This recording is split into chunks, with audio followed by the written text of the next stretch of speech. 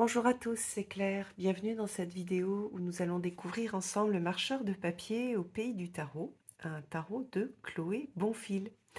Alors j'ai reçu avec le tarot deux petits carnets, donc un qui s'appelle carnet de tirage enchanté et l'autre murmure du tarot, impression et réflexion. Voilà. Alors, donc Chloé Bonfil, j'aime beaucoup son écriture, j'aime beaucoup sa façon d'aborder la cartomancie. C'est pour ça que je suis vraiment contente de vous présenter cette dernière création. Alors, on a un petit texte: la véritable peine n'est pas l'absence de danger, mais la graine de vie qui s'éveille au cœur de celui-ci. Donc ça, c'est super intéressant pour une grande anxieuse comme moi. On a un grand livre, un gros livre, avec des informations pour chaque carte. Et puis, hop, des cartes. Regardez comme la boîte est mignonne. Donc, au niveau des cartes, on a une texture qui est super agréable. Une dorure. Voilà le dos. Au niveau du style graphique, hein, on a ce style graphique du marcheur de papier qui est assez, qui fait très, un petit peu, un peu comme de l'art naïf. Chaque carte a été renommée. Enfin, elle a été renommée et elle a un titre. Donc, par exemple, ici, le fou, c'est le semeur de rêves, le battleur, le grand maître des potions, l'intelligence venue d'ailleurs, la déesse féconde. Donc, Chloé a renommé toutes les cartes avec des titres que je trouve très intéressants, euh, qui sont poétiques et en même temps, comment dire, qui sont assez parlants et qui sont en lien avec la signification qu'elle a mise dans le livre. Et d'ailleurs, j'aime beaucoup ce travail qu'elle a fait sur les différentes significations et sa vision en fait des cartes qu'on va regarder tout à l'heure. Donc, pour une fois, je vous montre les cartes en premier. Regardez, le don des fées pour l'étoile. Est-ce que c'est pas un titre merveilleux? Le marcheur des nuages pour la lune, les larmes du soleil, les gardiens de la grande porte pour le jugement et l'enchanteur accompli, avec, vous voyez, les quatre suites. Ensuite, on a des codes couleurs pour les différentes suites. Donc, on va avoir rouge pour les bâtons qui sont les pinceaux, les cœurs au niveau des coupes. Vous voyez à chaque fois, là, as de pinceau, as de bâton, le cultivateur de cœur, as de coupe, hop, l'arbre créateur, as de denier, donc le lien à la terre, et puis l'as d'épée, tout s'éclaire, donc là on est en couleur verte. Donc voilà pour les différentes suites, je vais vous les montrer. Donc à vos pinceaux, œuf ou dragon, chaud devant, c'est sympa ça, dansons ensemble, recule où je croise le fer, hop, toujours plus haut, impossible de me blesser. J'aime énormément ce travail au niveau du texte, au niveau des titres. Je trouve que c'est vraiment très bien fait. Oui, le repos s'impose, le valet bondissant, le cavalier audacieux, la reine aux flammes sacrées, le roi à double vue. Qu'est-ce qu'on a? Le cultivateur de cœur, très joli pour l'as de coupe, l'amoureux transi, le club des joyeux rêveurs, la dévoreuse de joie, la tombe sans nom, recueillir la mémoire, choix en bulle, 7 de coupe. C'est très bien trouvé. Il y a vraiment une grande intelligence dans le choix des mots et le choix des titres. La magie des rêves, le monde parfait, le valet des murmures, le cavalier de coupe, donc lui, c'est le cœur chevaleresque, la reine des vendanges célestes, le roi des marais, des marais, des marées, non pas des marais. Qu'est-ce qu'on a ensuite? Alors pour les deniers, l'arbre créateur, des bulles sur un fil, le nid à rêve. Donc vous voyez qu'on a des titres qui sont pleins de délicatesse, plein de poésie. Au niveau des illustrations, on a quelque chose de très tendre, de très symbolique. Et on n'a pas de gros détails, on a des petits personnages style patate avec un rond, un petit corps et puis deux petites, enfin deux petits bras et deux petites pattes. Donc ça fait un peu voilà les bonhommes allumettes. Donc on est plus sur le voilà de la symbolique et puis un, un travail sur les mots qui, je pense, va énormément plaire aux personnes qui, justement, aiment travailler avec la poésie, avec le vocabulaire, les mots. Euh, donc, euh, donc, voilà. Alors ça, c'est la première partie avec donc les cartes et les cartes de tarot. Et ici, donc, on a des cartes supplémentaires avec toutes les cartes et le titre. Voilà. Donc le fou, c'est le semeur de rêves. Donc, je trouve que ces cartes, elles sont bien pour commencer à se faire une idée du jeu. Ensuite, on ne va pas forcément les utiliser puisque le titre est déjà sur la carte.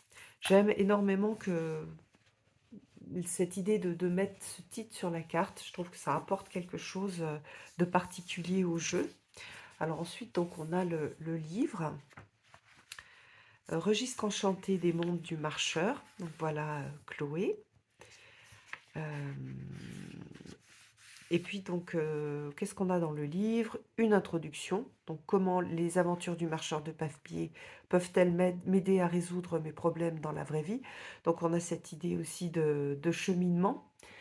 Moi j'aime bien cette idée de marcheur et de cheminer sur son chemin de vie. L'influence du tarot, la structure du jeu, les couleurs, lecture intuitive d'une carte, et puis les détails des cartes. Ensuite, on a des tirages, vous voyez qu'on en a pas mal. 1, 2, 3, 4, 5, 6. Les cartes parlent avec donc les significations des cartes. Pour les 22 arcanes majeures, voilà, elle l'a mis dans... Qu'est-ce qu'elle a mis? Dieu, déesse et mythe fondateur. Voilà. Alors, hop. Donc, si vous avez déjà son oracle, bien sûr que vous allez adorer son tarot. La structure du jeu, voilà, le monde cristallin avec la végétation, la lune, le monde sucré, la végétation, la lune. Qu'est-ce qu'on a d'autre? Sa lune, la végétation, sa lune. Alors, on va regarder. L'aide à l'interprétation avec les couleurs. Hop, donc ça sont les tirages. Et on va regarder un peu. Je voulais voir juste au niveau oui, non. D'accord, donc à chaque fois, elle a quand même pas mal détaillé. Par exemple ici, oui, non. Poser une question fermée, c'est-à-dire qui attend une réponse par un oui et un non. Et puis après, il y a des astuces. Est-ce que la carte vous évoque une émotion, plutôt positive ou négative? Si votre émotion est agréable, ce sera oui. Si elle est négative, ce sera non. Si ne vous sentez rien de particulier, ce sera un peut-être. Donc vous voyez qu'il y a pas mal de détails pour aider à interpréter les cartes. Un tirage de l'artiste avec un exemple de carte. Donc ça, c'est intéressant parce que ça permet d'avoir une idée de comment est-ce qu'elle elle interprète ses cartes. Après, vous pouvez le faire différemment, mais là, voilà, il y a un exemple d'interprétation, donc ça vous permet d'apprendre et après de le faire à votre sauce. Donc là, on a le monde cristallin. Donc c'est le monde de l'eau, la saison c'est l'hiver, la teinte bleue, la créature gardienne, la licorne, ça c'est chouette, la période de vie, l'errance, l'enfance, décidément. Je crois qu'il faut que je change mes lunettes. Donc elles invitent, bien sûr, donc c'est la carte des coupes en cartomancie traditionnelle. Elle invite à se connecter à ses émotions, à exprimer ses ressentis, à honorer ses valeurs et à respecter son propre rythme. On va regarder comment, par exemple, une carte est interprétée. Donc, en carte ciel, donc ça c'est pour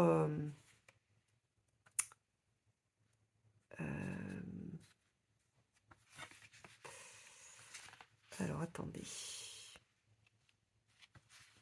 Zut. Voilà, en carte ciel et en carte étoile, elles sont utiles pour interpréter les tirages en duo de cartes.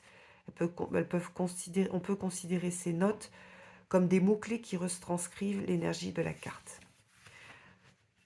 Donc, passion naissante, projet en devenir, transition, soin, jardin, attention et patience.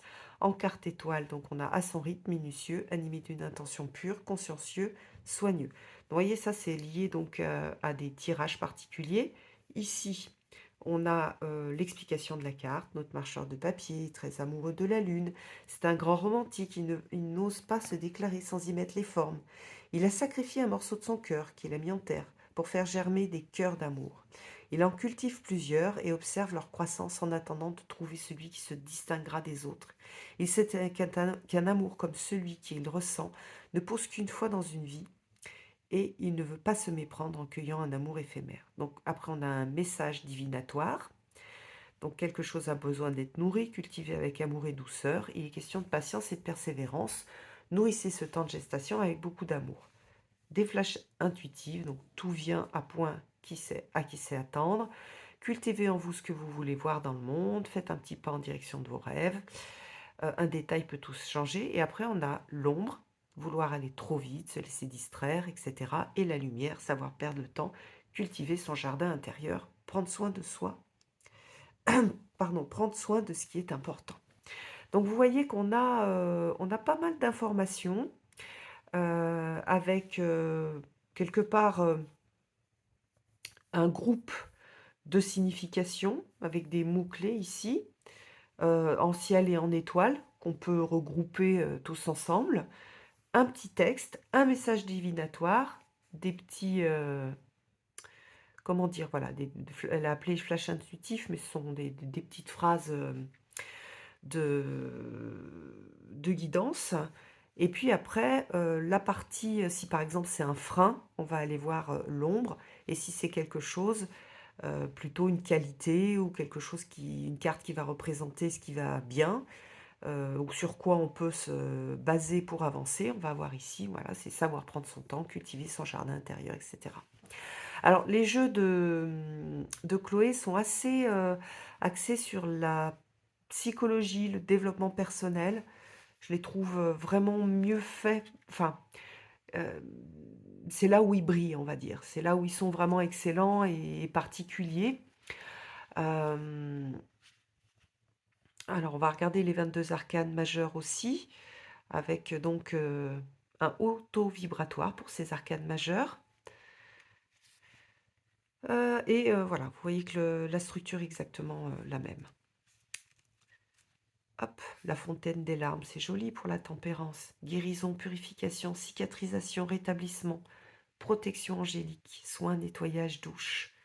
En carte étoile curative, guéri, accueilli, sublimé, cicatrisé, protégé, angélique, lumineux. Vous voyez qu'ici on a euh, des,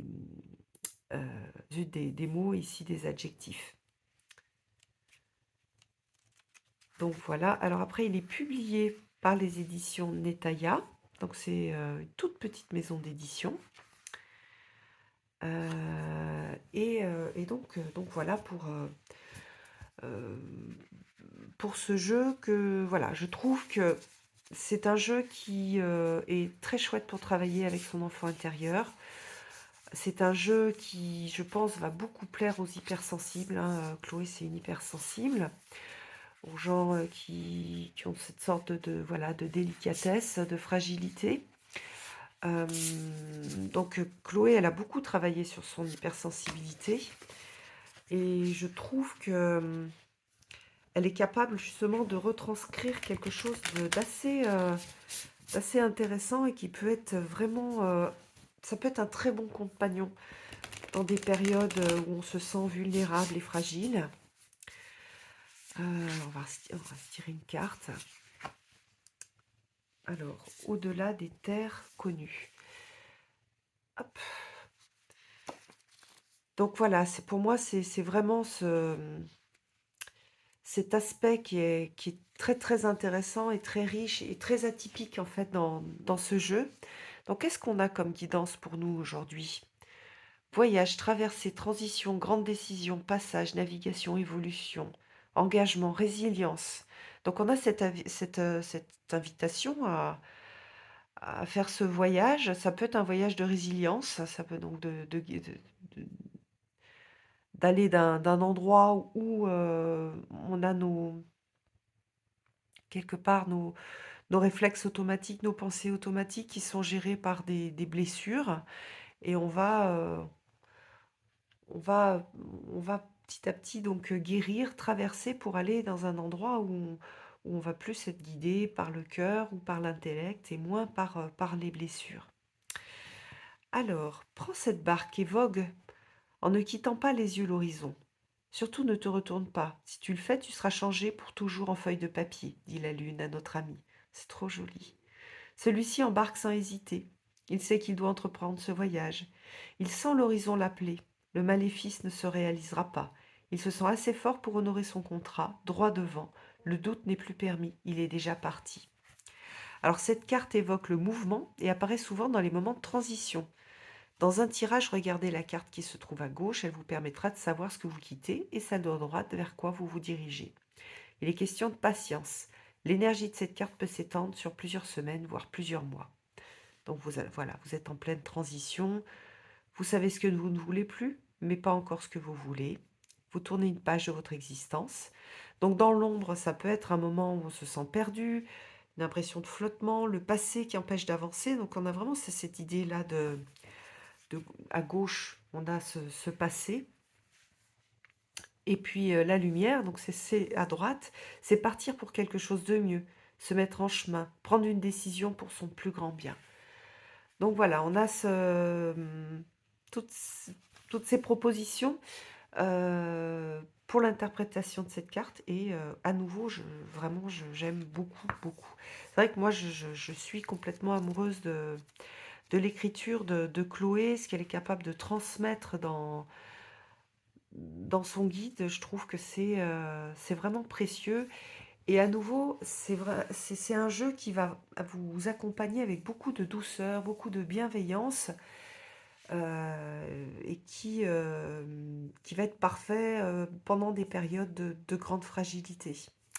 Voilà, j'espère que ça vous a plu. En tout cas, moi je remercie Chloé pour ce travail et pour ce qu'elle nous propose. Et puis je remercie aussi les éditions que j'arrive jamais à prononcer, Nathaniel, je crois. Euh, Netaya, je dis n'importe quoi. Donc les éditions Netaya de publier ce jeu qui est complètement atypique et vraiment qui ressemble à aucun autre jeu sur toutes ces propositions qu'on a aujourd'hui. Je vous embrasse tous et puis je vous donne rendez-vous pour une prochaine vidéo. À bientôt!